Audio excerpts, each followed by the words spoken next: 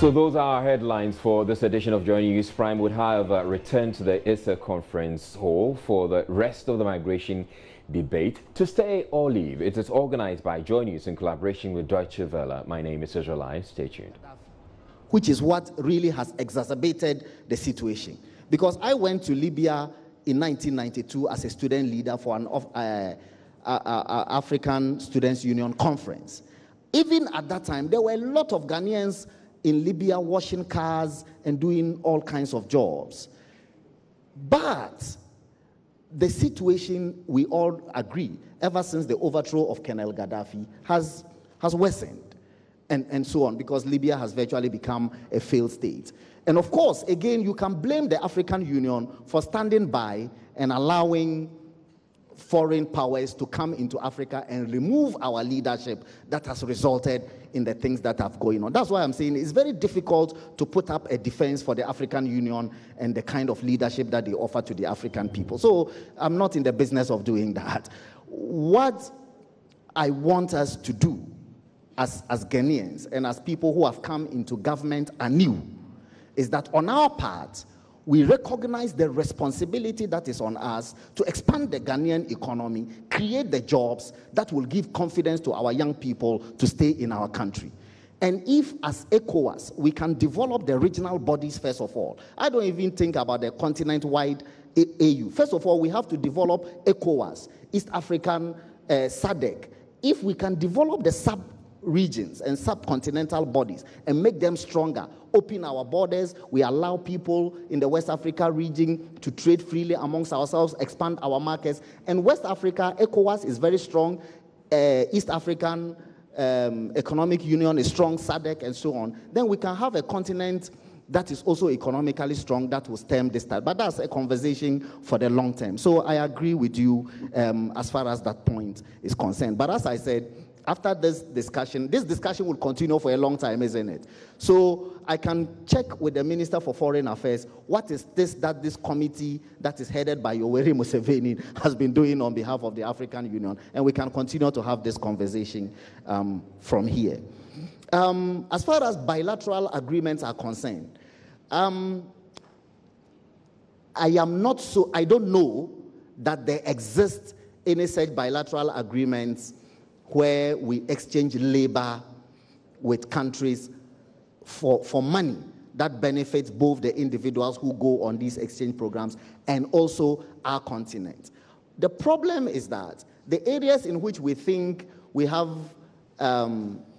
advantage mostly is in the area of nursing and also medicine. That's where we see many of our people are well sought for in European countries and so on. But the problem is that in our country, we also don't have enough of doctors, enough of nurses, such that we can begin to have the luxury of shipping them out for money and so on and so forth.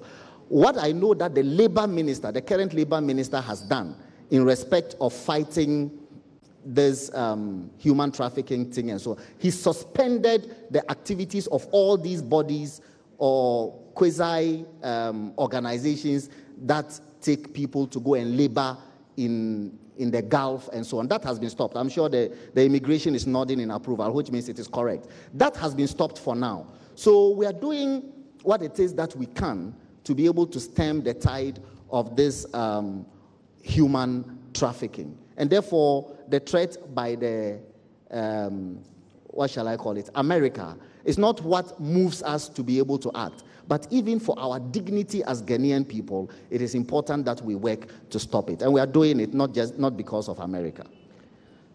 This is an interesting one. Someone else. There was another question that was raised. It very much answers all three questions, yeah. It does. That was it? Yes, that was it. For IOM, eh? There was one question for IOM. Okay.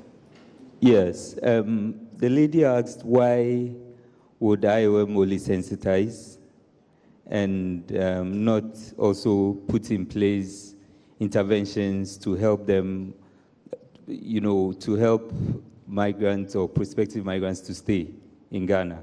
If punitive measures. Okay. Thank you. we do not only sensitize. I think in my earlier submission, I would have added this to it, but I kind of felt I was kind of taking too much of the time, so that's why I had to stop. We have ongoing interventions. This did not just start in recent times.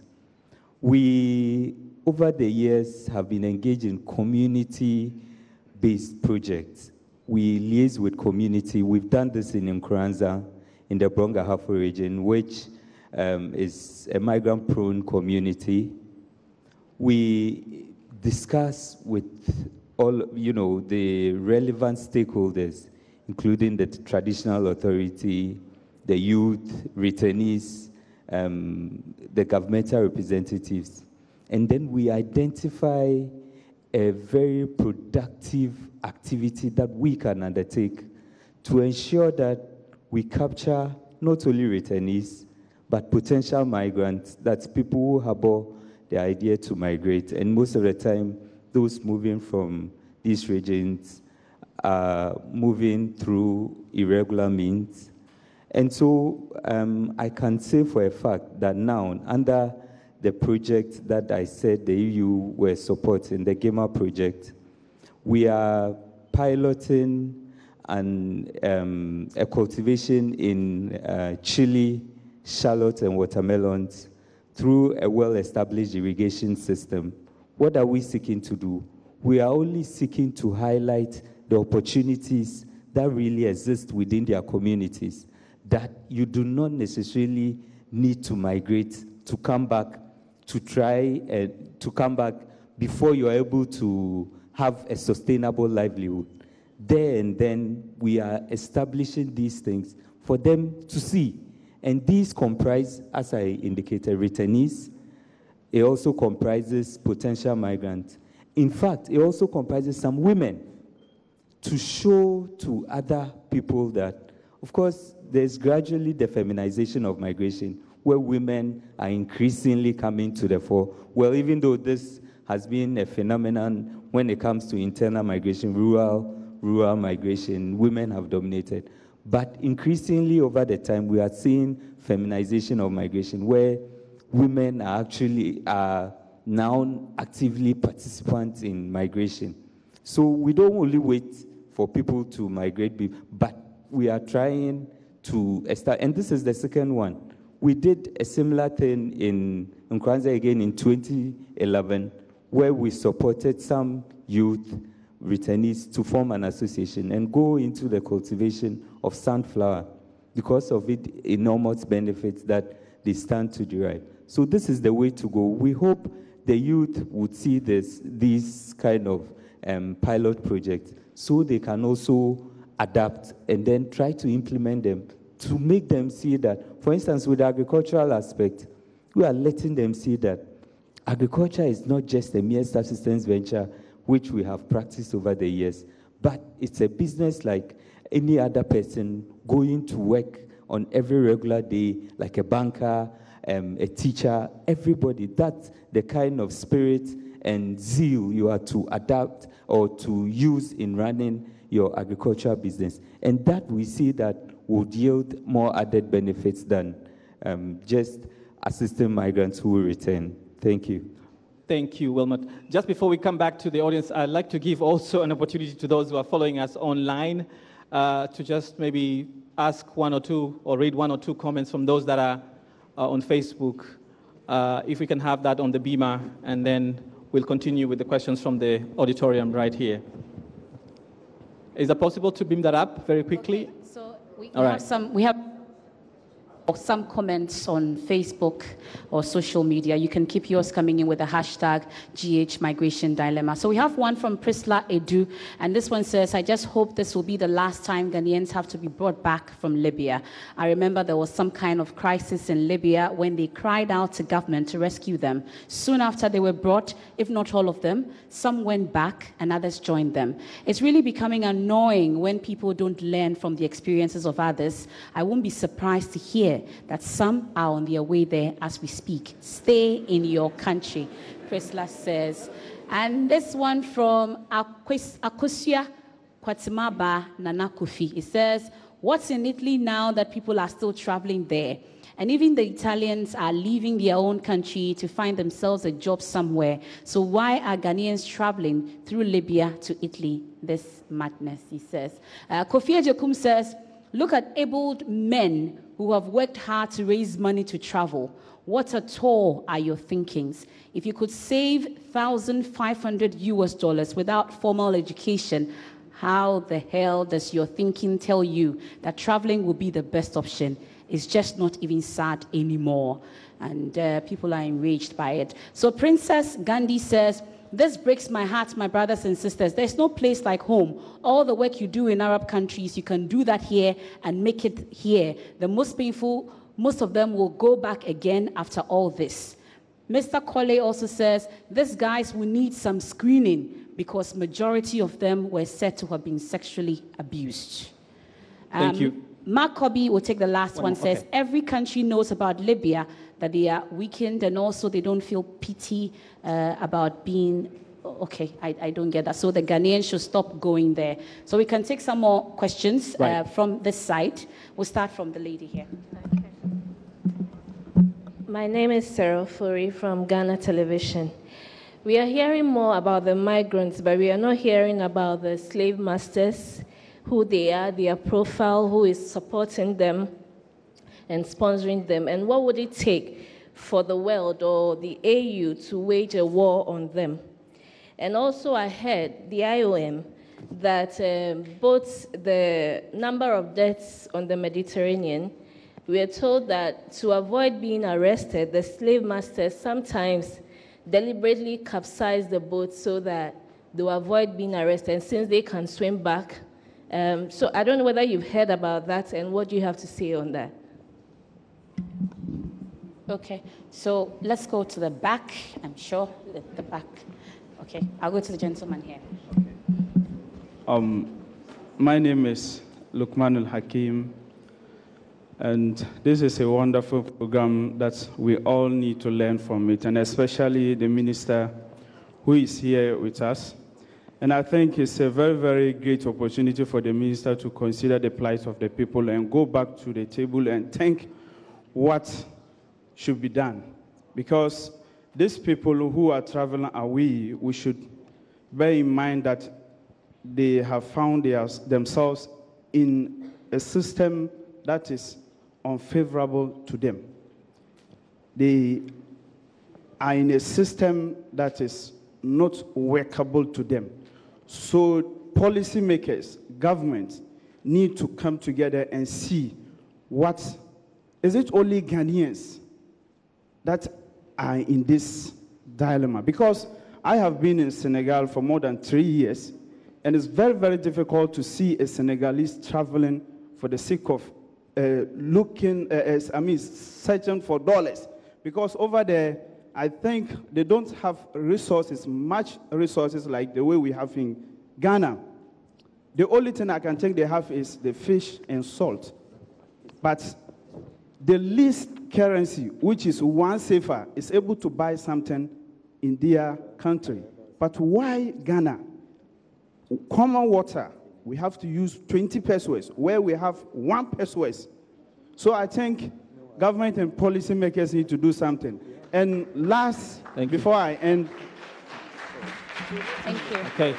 We'll take some comments from here. I understand Mark is just returning from Libya moments ago.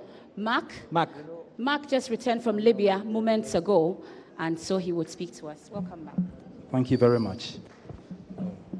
I think I wish I have more time to answer all questions about Libya, because I've lived there for the past 20 years, and I've written 3 books about Libya. With regards to slavery and the illegal migration to Europe, I can say, it's true. I don't have much time now, but I can say something about it. I came just about 4 hours ago. You can see me, you can see from my face. I left Tripoli 3 days ago, from Tripoli, Tunis, Cairo, and Accra. I couldn't go through from Tripoli to Accra because of some problems at the airport, so I flew from Tunis, Cairo, and then to Accra. So I spent about 2 days on the road back to my country. Well, with regards to the slave issue, it's very true. I've personally spoken to Ghanaians who were sold, but I saw a Foreign Affairs report that says that Ghanaians were not among. It's because the Ghana representative went to just one camp. But when you go to the southern part of Libya, they have to about 150 Ghanaians who are trapped in camps and ready to be sold. This is from my own experience. This is what I heard. So the report that came out that there were Ghanaians not among, well, it's kind of sketchy. It's kind of sketchy because the minister or the representative went to just one camp in Tripoli. Okay, secondly, sometimes we have to blame ourselves, the Ghanaians. Let me give you some instances. Libya is an Arabic country. We have to ask ourselves, why are some of these people arrested? What happens? Okay, some of them were going to Italy, they were arrested. Some of them have no documents, they were arrested. Some of them got drunk, they were arrested. Libya is a Muslim country, they hate alcohol. But some of our brothers, they find means to distill alcohol in Libya. And when they are arrested, they keep them in these camps, and then they send them to the southern part of Libya, and then they are sold. A gentleman was asking about who the slave masters are. The slave masters are militias. Libya is a lawless state now. It's a failed state. Militias rule the country. So these militias, they've taken advantage of the security situation in Libya. Currently, there are 3 governments in Libya, 2 in Tripoli, 1 in the east. They are struggling to get a united government. So there's a security vacuum. So the militias have taken advantage of this security vacuum, and then they are maltreating migrants. So it's like they have their own problems, they are struggling with their own problems, and then the issue of migrants. So it's like they've closed one eye with the migrant issue. They don't care. This slave issue is not about the Libyan government. It's about militias. There are about 3,000 militias in Tripoli alone. 3,000 militias. What is this militias? For example, I live in Awoshi. I gather my friends because Libya is awash with guns. There are up to about 24 million guns in Libya. So everyone has a gun. Why? Because after the war, there was no army. So the fighters, they kept the weapons to themselves.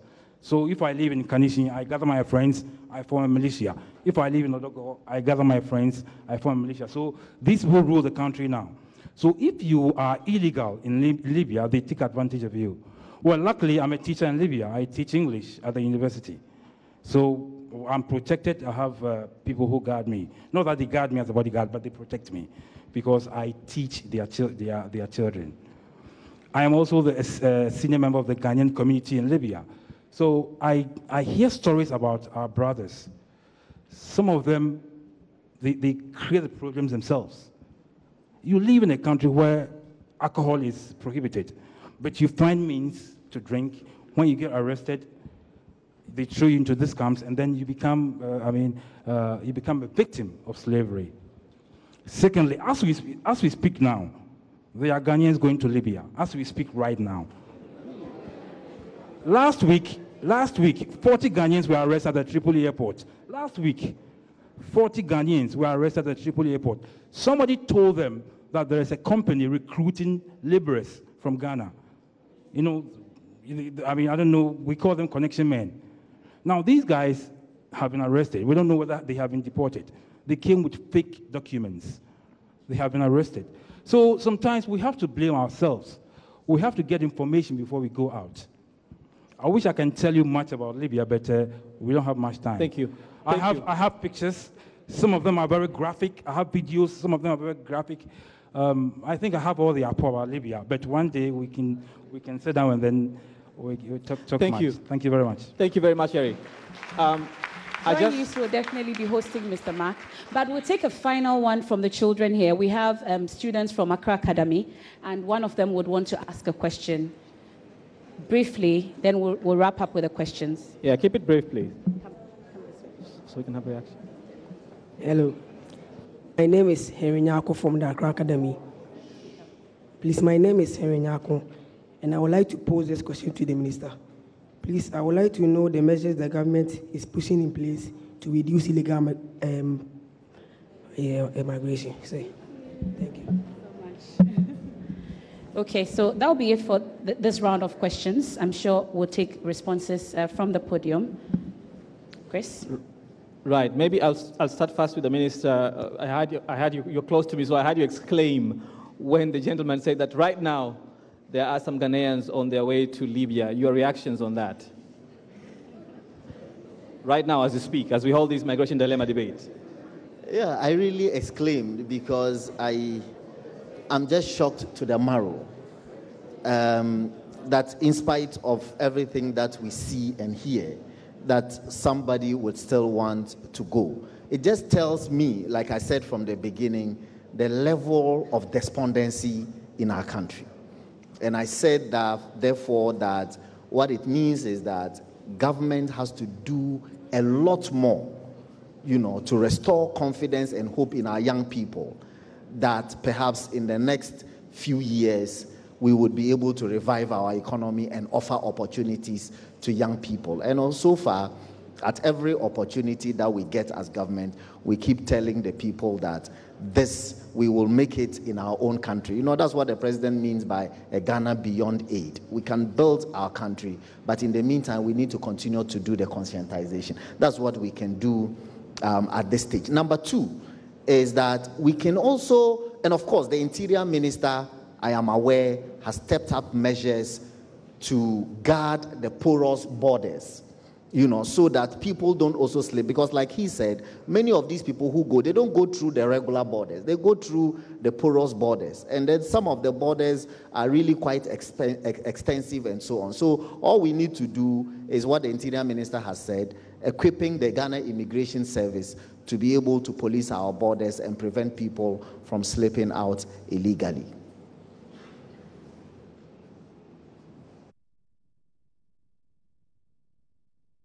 All right, so that was the migration debate taking place at the ISA conference hall at the University of Ghana. But staying with that debate, President Akufo-Addo has charged Africa's youth to stay and work towards building a prosperous continent rather than embarking on perilous journeys to see greener pastures abroad. According to him, hopes and opportunities for better life exist and demand an implementation of systems and programs that address factors that push the young African to risk his or her life on the Sahara or the Mediterranean Sea in search of a better life in Europe. Addressing a joint news conference with French President Emmanuel Macron at the Flagstaff House, President Akufo-Addo reiterated Africa must move beyond aid and charity if it wants to develop. Italian young people are in Italy. Irish young people are in Ireland. We want young Africans to stay in Africa. And how are they? And it means that we have to get away from this mindset of dependence. This mindset about what can France do for us. France will do whatever it needs to do for its own sake. And when those coincide with ours, tant mieux, as the French people say.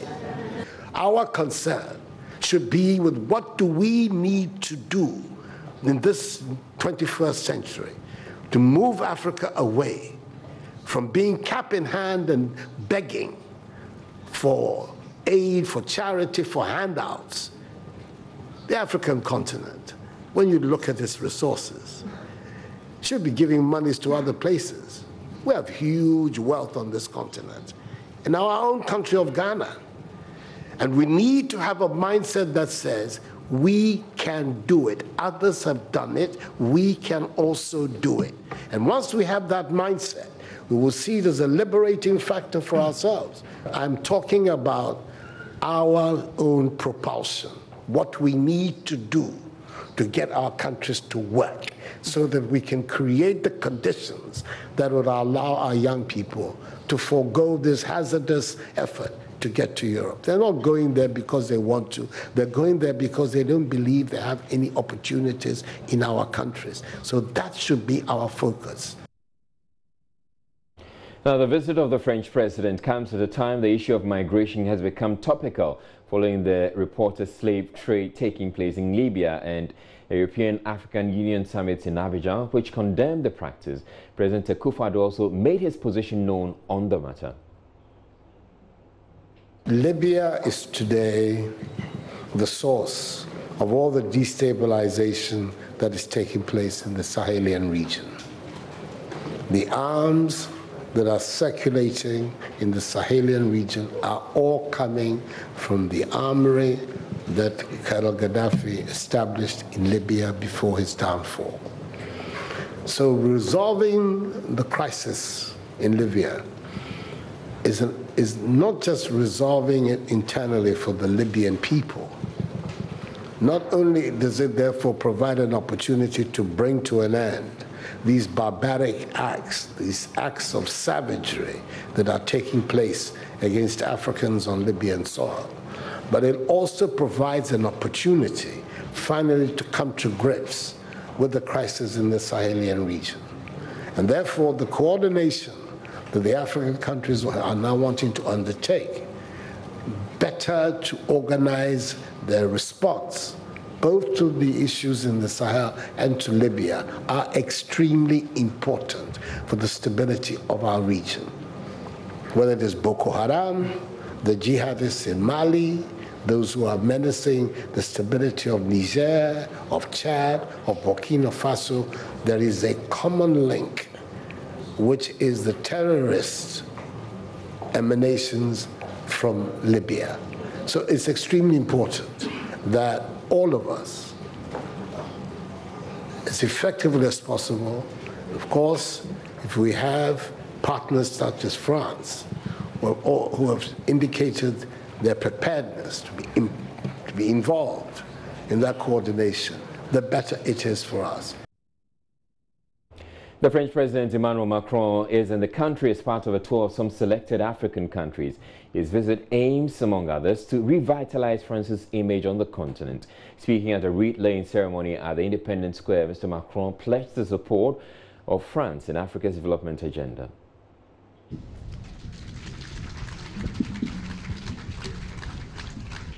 It was the perspective of our summit yesterday in Abidjan. Unite, to join our efforts and energy to build a common and prosperous future. Unite, to tackle the challenges that face our generation. Education, health, security, terrorism, climate change, sustainable development, growth, and employment.